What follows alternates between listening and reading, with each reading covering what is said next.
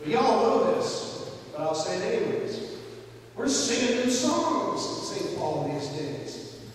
We're singing new songs and we're lifting up our praise to God. And there's one new song that we're not, I don't think we're singing it this week, but we've been singing it.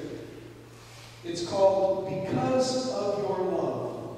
Because of Your Love. It comes from the artistry of Paul Baloch. Is that Baloch? Paul Baloch and Ben Brown. There's an opening line in that song. It goes like this: lifting gratitude and praises for compassion. So amazing. That struck me this week because that's what we experienced in the good news we just read. The so amazing compassion of God. Now you can go on the net, and you can get online and check out the website, and you get a definition for compassion like this: sympathetic consciousness of others' distress together with the desire to alleviate it. That's nice. That's not the fullness of the so amazing compassion of God. Here it defined by a theologian who's dug behind the word into the Greek. It goes like this: the fatal capacity for feeling what it is like to live inside someone else's skin, and the knowledge that there can never be any peace and joy for me until there is peace and joy finally for you. That's Frederick Beaton in the ABCs of Theology. Compassion, you see in Luke's text, I would put it this way: it's the gut-wrenching reality that inside another's pain or tragedy, I cannot rest unless I do something about it by what the Spirit has given me to alleviate it. That's the so amazing compassion that we read in the text today. That's what we see in Jesus today. And I want to explore that a little bit because it is such an amazing compassion. And it happens through the Word of God on multiple levels. Multiple levels. For instance, for those of you who are biblical scholars, this story in Luke is what we call unique to Luke. You won't find it in any of the good news accounts. Yet, the so amazing compassion of God in Jesus Christ is throughout the other gospel accounts. You'll find it twice in Matthew. First, when Jesus was teaching and he released a slave from debt. Again, when he cured the sick in another passage in Matthew.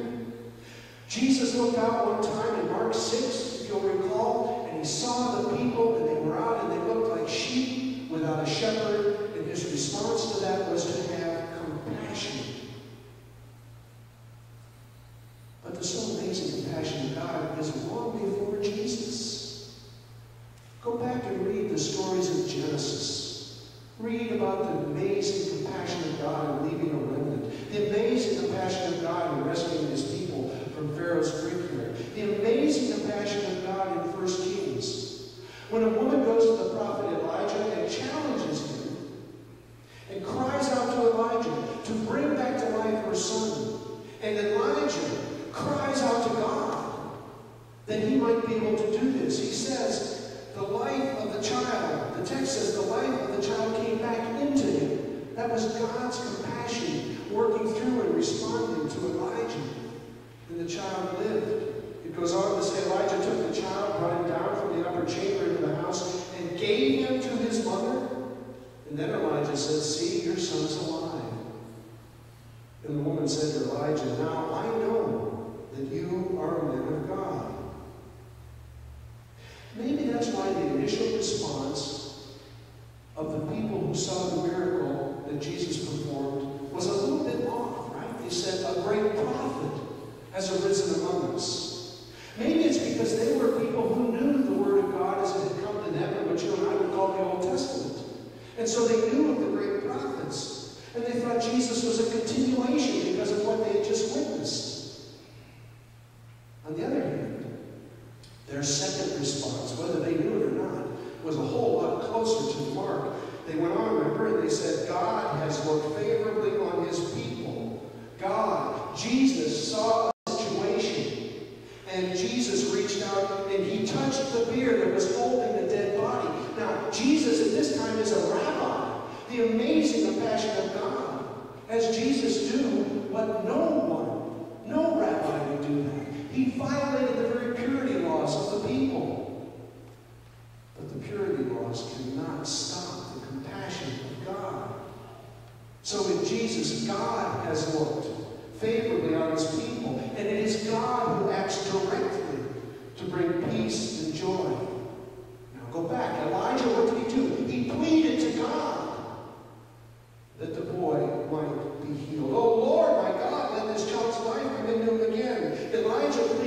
out so that he might respond to the challenges by this woman, that he was in fact a man of God. Not so for Jesus, an amazing compassion, right? Jesus acted on his own authority.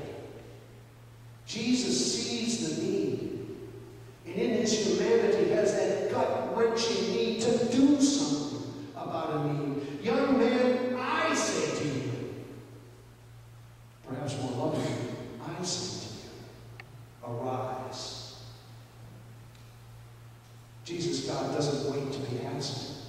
He sees a need and he responds to it. Amazing compassion. But we look again. It's so amazing because to whom was Jesus reaching out? He was reaching out to the marginalized. He was reaching out without regard to hierarchy or the rules of society. He was reaching out to what? A woman in need, a widow in need, a mother in need. James Malcolm Arlenson is a theologian, and he describes that situation this way.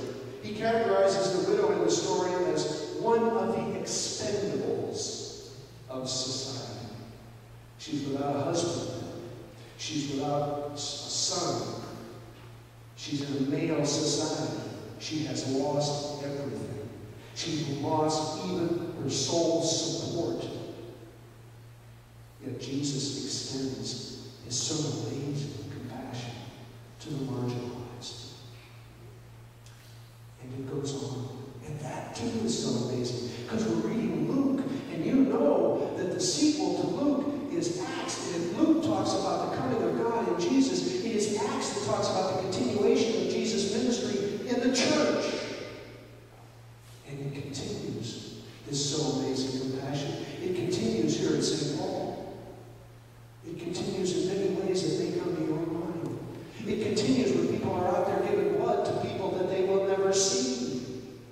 It continues in other more formal, concrete ways in Stephen ministry. When people apply, sit for training, so that they might bring the presence of Christ to people who have a need to be accompanied in whatever it is they're dealing with, situations of loss and grief. And they do that in total confidence. In total confidence. Simply to meet human need. God's amazing compassion continues. You know, we have a group of women here who come every week and they sew. They make quilts. Tuesday-made quilts are now in Kankasai in Japan to people who they can never even talk to because those poor, wretched men are the outcasts of Japanese society. Tuesday-made quilts are going to Colombia, to Montiel de Vida, to the marginalized, the immigrants who have come from south of the border. They are our Lutheran brothers and sisters worshiping in Colombia. The so amazing compassion of God continued just a week ago when around this altar rail there were brightly colored pillowcases given to marginalized children by their health marginalized as they fought cancer. And because of those women, the so amazing compassion of God acted out through them in the church, those kids don't put their weary heads on sterile white pillows, at least a little joy in the pillows that were made by the women in our church. So it was in ancient times. So it continued in biblical times. And so it does and must continue in our times. We sing old, we sing new songs. But the amazing compassion, the glimpse of the kingdom that will one day be fully realized as it was whenever it continues to be realized whenever that compassion of Jesus comes into a situation. Until that day, we will continue the so amazing compassion of God. For you see, the title of that song is because